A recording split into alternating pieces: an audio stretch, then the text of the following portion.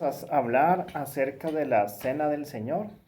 Sí, la número 14 dice aquí: creemos que la Cena del Señor es la segunda ordenanza y que consiste en dos elementos, debe decir, en dos elementos que son pan sin levadura y vino, el fruto de la vid, los que representan respectivamente el cuerpo y la sangre de Cristo.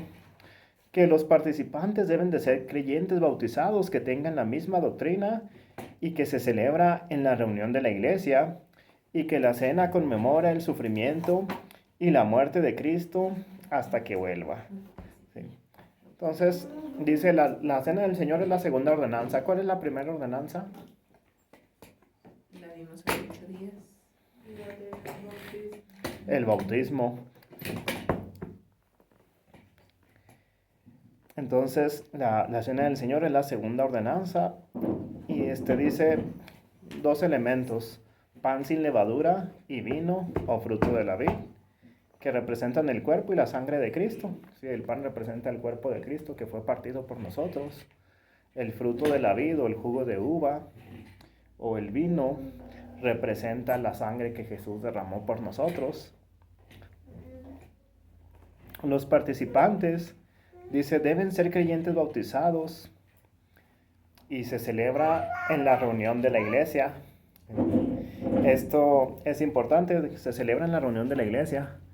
En los Estados Unidos y a lo mejor en México también, no sé.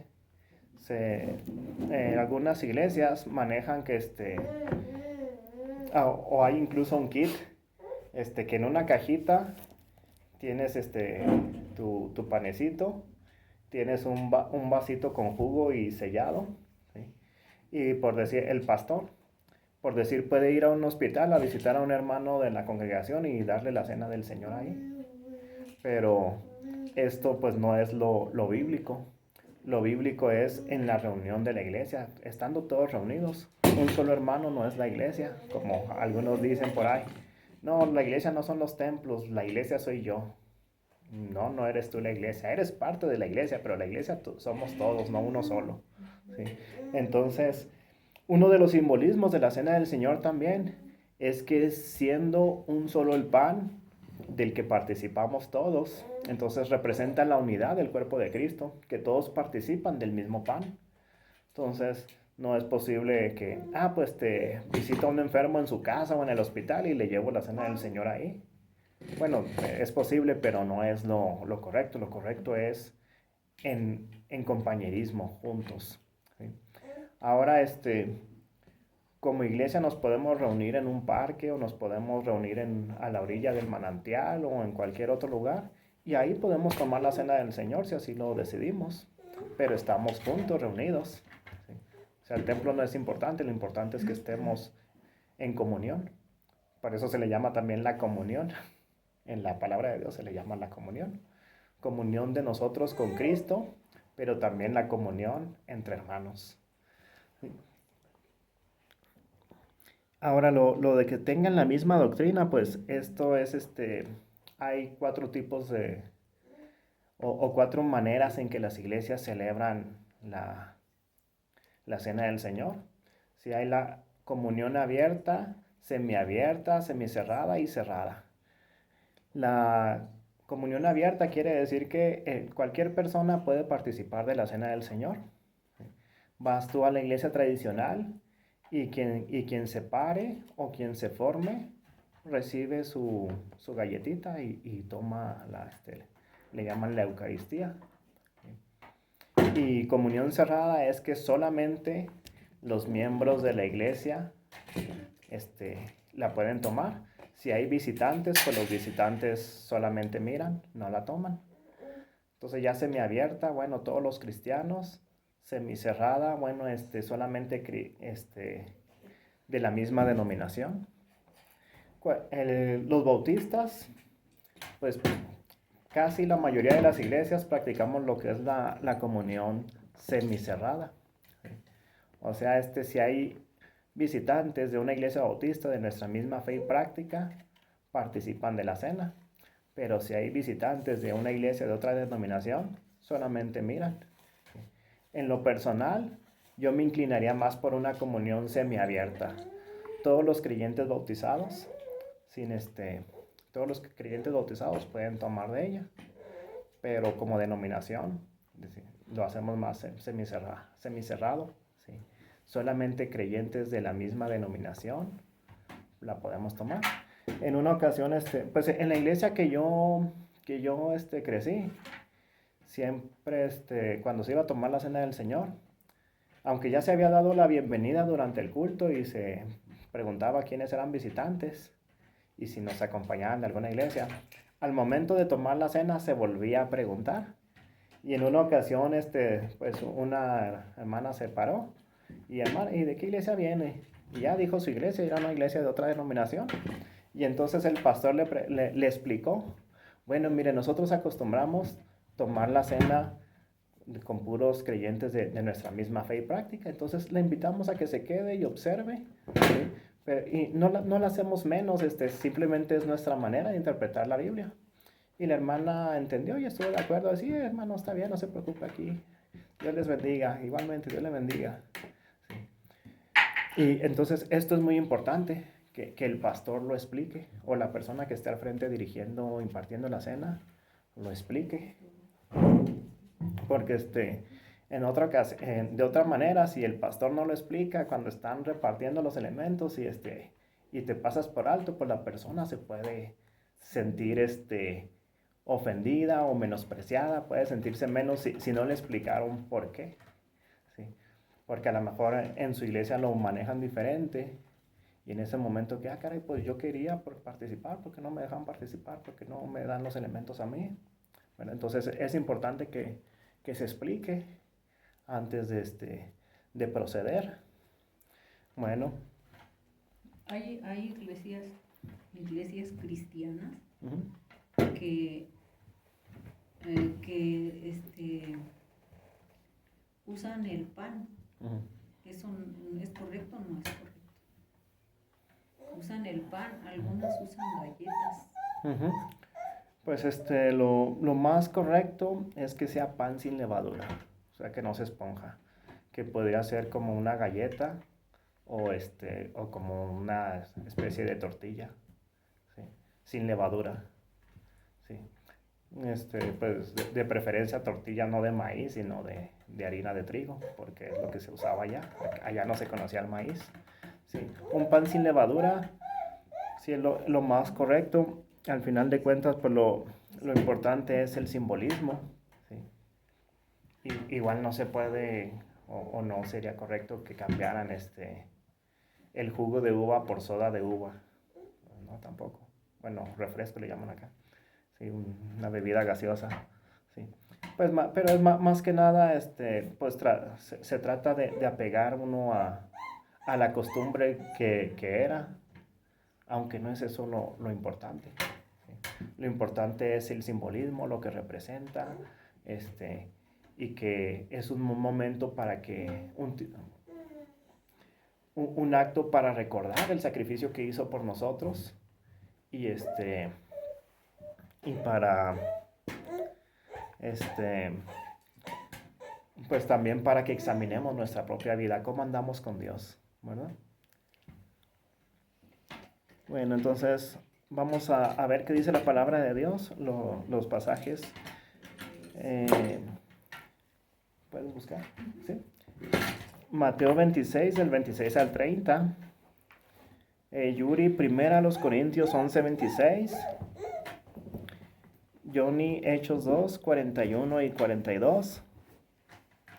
Hermana Antonia, Hechos 27.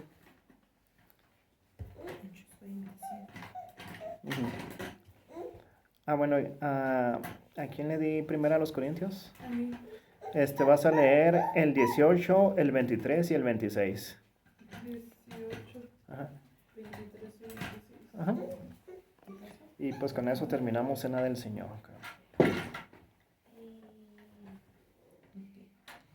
Dice Mateo 26, 26 al 30. Y mientras comían, tomó Jesús el pan y bendijo y lo partió y dio a sus discípulos y dijo: Tomad, comed, esto es mi cuerpo. Y tomando la copa y habiendo dado gracias, les dio, diciendo, bebed de ella todos, porque esto es mi sangre del nuevo pacto, que por muchos es derramada para remisión de los pecados. Y os digo que desde ahora no beberé más de este fruto de la vid hasta aquel día en que lo beba nuevo con vosotros en el reino de mi Padre. Y cuando hubieron cantado el himno, salieron al monte de los olivos. Ujú. Entonces ahí es la primera vez que se celebra la Cena del Señor, cuando Jesús mismo la instituye. Dice, después de haber cenado, tomó la copa. ¿Qué cenaron ese día? ¿Se acuerdan? ¿No se acuerdan qué cenaron? No, antes de la Cena del Señor. Pecado. Bueno, sí, también. No. Una carnita asada. Sí. No, es en serio. Es la fiesta de la Pascua. ¿Sí? Se comían un cordero asado. ¿Sí? Dice la palabra de Dios que no podía ser cocido, ni en agua, ni crudo tampoco. Tenía que ser asado en el fuego, ¿sí? A la parrilla, pues. Sí, sobre las brasas. Sí. Entonces cenaron carne de cordero o de cabrito. Sí. Porque eran los dos animales que se podían comer en la Pascua, o de las ovejas o de las cabras, un corderito, ¿sí? Un chivo o un borreguito, ¿sí? Una barbacoa. Juntamente con pan sin levadura y juntamente con hierbas amargas, así se celebraba la Pascua. Entonces, después que comieron la carne, Jesús tomó la copa y dijo, beban de ella. Primero el pan. Tomó un pan, lo partió y dicen, tomen un pedazo, cómanlo, ¿sí? Esto representa mi cuerpo que es partido por ustedes. Y luego la copa, ¿sí? Que representa la sangre que por ustedes es derramada. Y háganlo siempre en memoria de mí, ¿sí? Recordando mi sacrificio, ¿sí? Y también dice, la muerte del Señor anunciáis hasta que Él venga. Entonces, aparte de anunciar el sacrificio de Cristo, también anunciamos su segunda venida, porque lo vamos a seguir celebrando hasta que Él regrese. Entonces es un recordatorio tanto de lo que hizo en el pasado, como de que en un futuro viene por nosotros, ¿sí? Entonces, en algunas iglesias acostumbran tomar la cena del Señor después de cenar, ¿sí? Y está bien, porque así lo hicieron los discípulos, está bien. Y si no cenan, simplemente toman el puro pan y el puro vino, también está bien, porque es lo que es instituido, ¿sí? Bueno, Yuri. 18. Pues en primer lugar, cuando os reunís como iglesia, oigo que hay entre vosotros divisiones, y en parte lo creo. Ok, entonces ahí Pablo le está diciendo a la iglesia de Corinto, lo están haciendo mal. Hay entre ustedes divisiones. Y la cena del Señor también es un símbolo de unidad, de la unidad del cuerpo de Cristo, que todos participan de un solo pan. Y no lo hacemos así tampoco, ya nos dan los panecitos individuales, pero realmente pues lo que es bíblico es que un pan se parta en pedazos y a cada quien le toque un pedazo. Bueno, hay iglesias grandísimas donde un pan no alcanzaría, tendría que ser un panezote así. Pero se usa que partimos varios panes, pero que se partan en pedazos para todos, ¿sí? El que es el 23, ajá. Porque yo recibí del Señor lo que también os he enseñado, que el Señor Jesús, la noche que fue entregado, tomó pan. Uh-huh. Entonces ahí comienza Pablo diciendo, esto lo recibí del Señor y por eso se los enseño, ¿sí? El Señor Jesús, la noche que fue entregado, tomó el pan. Y el 26. Así pues, todas las veces que comiereis este pan y bebiereis esta copa, la muerte del Señor anunciáis hasta que Él venga. Muy bien. Johnny. 41. Así que los que recibieron su palabra fueron bautizados y se añadieron aquel día como 3,000 personas. 42 también. Y perseveraban en la doctrina de los apóstoles, en la comunión unos con otros, y el partimiento del pan y en las oraciones. Y en las oraciones. Entonces, primeramente fueron bautizados y después dice que continuaban en la enseñanza de los apóstoles, en el compañerismo, en la comunión unos con otros, eran buenos amigos, en el partimiento del pan, se refiere a la cena del Señor. Entonces, primero bautizados y luego celebraban la cena del Señor. Al ser bautizado llegabas a pertenecer a la iglesia, te hacías parte de la iglesia. Y ya como parte de la iglesia, pues participas de esta ordenanza que es dada a la iglesia. ¿Sí? Y hermana Antonia. 27, ¿verdad? Ajá, Hechos Sí, 27. el primer día de la semana, reunidos los discípulos para partir el pan, Pablo les enseñaba habiendo de salir al día siguiente, y alargó el discurso hasta la medianoche. Bueno, aquí nos enseña que se rejuntaron los discípulos para partir el pan. Sí. Se juntaron un día domingo, el primer de la semana, se juntaron un día el domingo para tomar la cena del Señor, y Pablo les estaba dando una enseñanza y se alargó mucho la enseñanza, ¿verdad? Pero bueno, esa es harina de otro costal. Pero,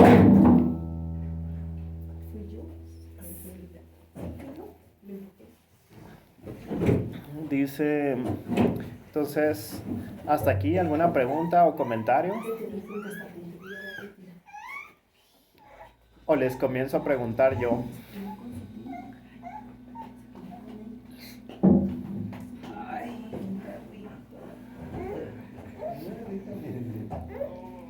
¿Preguntas, comentarios, profesiones de fe, reconsagraciones? Bueno. Bueno, entonces yo sí tengo una pregunta. ¿Quién puede impartir la cena del Señor? Pastor y pastor. Y que está ordenado. Un pastor ordenado. Los diáconos. Bueno, ¿qué vimos la semana pasada referente al bautismo? Pues sería lo mismo. Creo que sería lo mismo. Un cristiano bautizado y que la iglesia diga, pues usted mero, con la aprobación de la iglesia local. ¿Qué sucede? Que si hay nuevos creyentes y ya los queremos bautizar y el pastor se enferma o se muere, nos quedamos sin pastor, y bueno, vamos a invitar a un pastor de otro pueblo, pero y si las carreteras están cerradas, la tomaron los zapatistas, o un terremoto, o están inundadas, lo que sea, entonces no los vamos a bautizar porque no puede venir un pastor a bautizarlos, o no vamos a tomar la cena porque no puede un pastor venir a impartir la cena. Pero si hay creyentes bautizados, ¿sí? Líderes en la iglesia, bueno, no está el pastor, no pudo venir, se fue de vacaciones o se enfermó, está en el hospital, pues que lo haga un diácono. No tenemos un diácono. Bueno, los hermanos varones, pues están fulano y sutano, no, pues el más grande, o el que tenga mejor testimonio, o el que o el que es líder, ¿sí? Hay muchos líderes que no tienen nombramiento, ¿sí? No es pastor, pero la gente lo sigue, anima a los creyentes a vivir la vida cristiana, etcétera, etcétera. Entonces, bueno, pues que lo haga Johnny, ¿sí?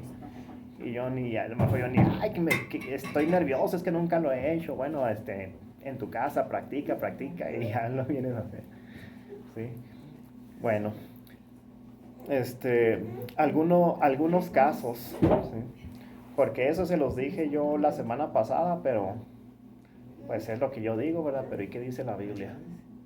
Ok, dice en el Evangelio de Juan, capítulo 4, Jesús no bautizaba, sino sus discípulos. De ese grupo, pues ¿quién sería el pastor? Jesús no sería el pastor. Pero Jesús no era el que bautizaba a la gente, lo hacían los discípulos de Jesús, ¿sí? En Corintios me parece que dice Pablo, doy gracias a Dios porque a ninguno lo bauticé yo, sino solamente a la familia de Estefanás y a fulano, y no me acuerdo haber bautizado a otro. Entonces cuando Pablo iba predicando el evangelio, diferentes iglesias, ¿sí? bueno, en diferentes ciudades y empezaban una nueva iglesia, Pablo no bautizaba a los creyentes, lo bautizaban o sus ayudantes, o el primero que él bautizaba, él se encargaba de bautizar a los demás. ¿Por qué no hacía de esta manera? ¿Por qué no los bautizaba él? Pues quién sabe, a lo mejor es por causa del físico. Dicen por ahí algunos que Pablo era chaparro, sambo y calvo. Entonces, sambo es que camina así como que tiene las piernas así encorvaditas hacia los lados. Como la gente que monta a caballo tiene las piernas así, samba. Eso es un sambo, así se le dice en Juárez. Entonces, hay algunos que dicen que así era Pablo, entonces a lo mejor sería para él difícil bautizar un hombre más alto y más pesado que él. Entonces, por eso, a lo mejor por eso es que sus ayudantes eran los que bautizaban. Por eso él dice en Corintios, solamente de ustedes únicamente bauticé a la familia de Estefanás y no me acuerdo si he bautizado a otro. Y dice, porque Cristo no me mandó a bautizar, Cristo me mandó a predicar el evangelio. ¿Sí? Entonces, bueno, esos son algunos casos bíblicos, ¿verdad? Ahora, casos de nuestros días. ¿Sí? Un joven que se fue de misionero a la China, ¿sí? Ya tenía un grupo de discípulos y entonces un día los discípulos le dijeron, oye, pues la Biblia dice que los creyentes se deben de bautizar, ¿cuándo nos vamos a bautizar nosotros? Entonces, bueno, entonces le escribió a la convención y le escribió a su pastor y pues tengo un grupo de discípulos, manden un pastor para que los bautice. Y caray, no tenemos 25,000 pesos para mandar a un pastor a China a que los bautice. Y aunque los tuviéramos, ¿a poco los vamos a estar gastando cada vez que haya nuevos creyentes para enviar a un pastor a bautizarlo? ¿Sí? Aunque la convención tenga mucho dinero, muy poco dinero llega al área de misiones. ¿Sí? Atención, porque este es un pecado que tenemos como iglesias y como convenciones bautistas. ¿Sí? Que gastamos el dinero en muchas otras cosas menos en misiones. ¿Sí? Gracias a Dios por las iglesias que sí se enfocan más en la obra misionera. ¿Sí? Entonces, ¿y qué vamos a hacer? Y en años pasados pues era un poco más más cerrada la mente de muchos. ¿Y qué vamos a hacer? No, pues que los bautice él y nos vamos a meter en un problema. Pues no le hacen, nos metemos en un problema. Y al final le escribieron, hermano, bautízalos tú. Como convención, o como junta de misiones de la convención, te damos la autoridad para que tú lo bautices. Y así fue como se hizo la cosa. Y esto se repite pues en muchos lugares, en muchos contextos, ¿verdad? Diferentes, puede ser en la sierra, ¿sí? Bueno, pues, ¿qué otra cosa relacionada? ¿Un cristiano debiera de abstenerse de tomar la cena?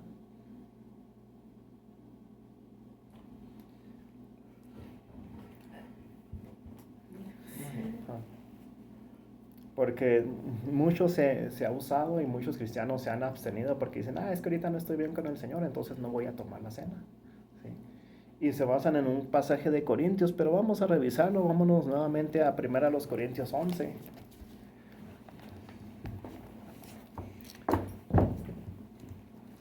Porque la palabra de Dios nunca dice que no tome la cena.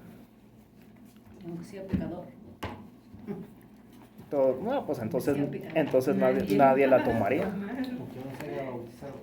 Bueno, Tiene que ser bautizado. Por eso le digo. Ajá, un cristiano bautizado, no hay razón para que no tome la cena. Dice la Biblia, entonces, Ajá, pero en caso del pecador, sí, bueno, ajá. porque hay pecados, bueno, aunque para Dios el pecadito chiquito, pues es intenso, o sea, todo es pecado. Pero sí hay personas que dicen, no, pues es que sí cometí un gran error, un gran pecado y no lo hacen. Bueno, ahí le va. Si está bajo disciplina, sí. Cuando ya fue un pecado más escandaloso, que la iglesia dice, hermano, pues te vamos a retirar de la comunión por un tiempo. ¿Sí? Entonces, pero está bajo disciplina, entonces durante el tiempo que está bajo disciplina, pues no puede tomar la cena del Señor, tampoco puede participar en las decisiones de la iglesia. Así que, nos juntamos, ¿qué vamos a hacer? Vamos a pintar. No, pues yo propongo, a ver, Pérez, hermano, usted está bajo disciplina, usted no puede participar en la toma de decisiones. ¿Sí? Hermano, hasta que no se ponga a cuentas con el Señor, hasta que no deje su mala actitud. Entonces, si está bajo disciplina, pues sí. Pero vamos a ver lo que dice del 27 en adelante. Primera a los Corintios 11:27.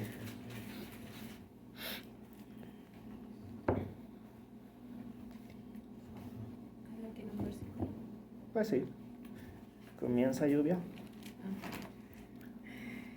De manera que cualquiera que comiere este pan o bebiere esta copa del Señor indignamente será culpado del cuerpo y de la sangre del Señor.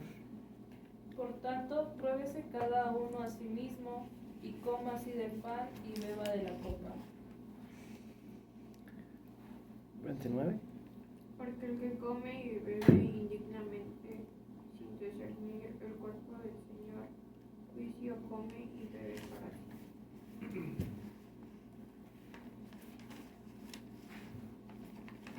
El 30. Por lo cual hay muchos enfermos y debilitados entre vosotros, y muchos duermen. Pues si nos examinásemos a nosotros mismos, ¿no seríamos juzgados? Mas siendo juzgados somos castigados por el Señor, para que seamos condenados con el mundo, para no seamos condenados con el mundo. Hasta aquí. Bueno, entonces dice, el que coma o beba indignamente será culpado del cuerpo y de la sangre del Señor. ¿Sí? Bueno, no es que no sea digno la persona, porque nadie es digno. Sino que si vemos el contexto, pues nos habla primero de los abusos que había en la iglesia de Corintio al tomar la cena. ¿Sí? Entonces no había una reverencia ni una unidad del cuerpo de Cristo, sino que cada quien hacía lo que le venía en gana. ¿Sí? Entonces, y el 26 que nos dice, todas las veces que comieres este pan y bebas esta copa, la muerte del Señor anunciáis hasta que Él venga. Entonces dice, de manera que el que lo haga indignamente, pues está diciendo, el que no esté anunciando la muerte del Señor hasta que Él venga. ¿Sí?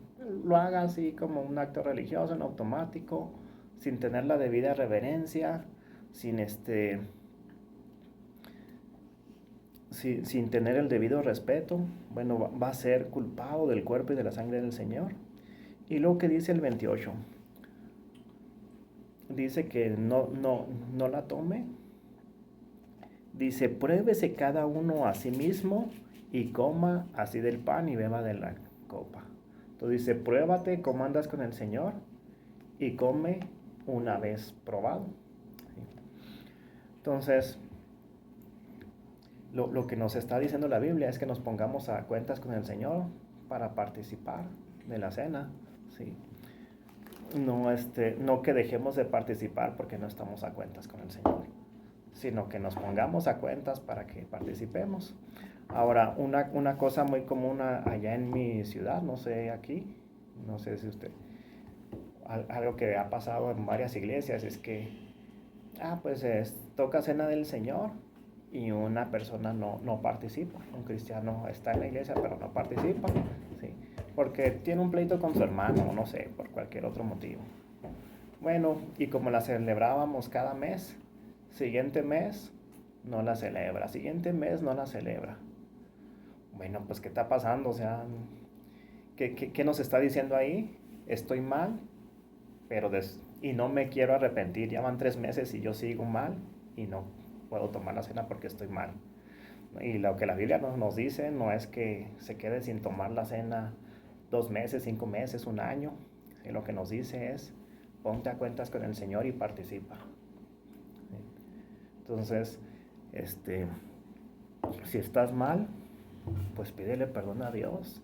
¿Sí? y toma la cena del Señor con el debido respeto, con la debida reverencia. ¿Sí? Bueno, pues que Dios les bendiga.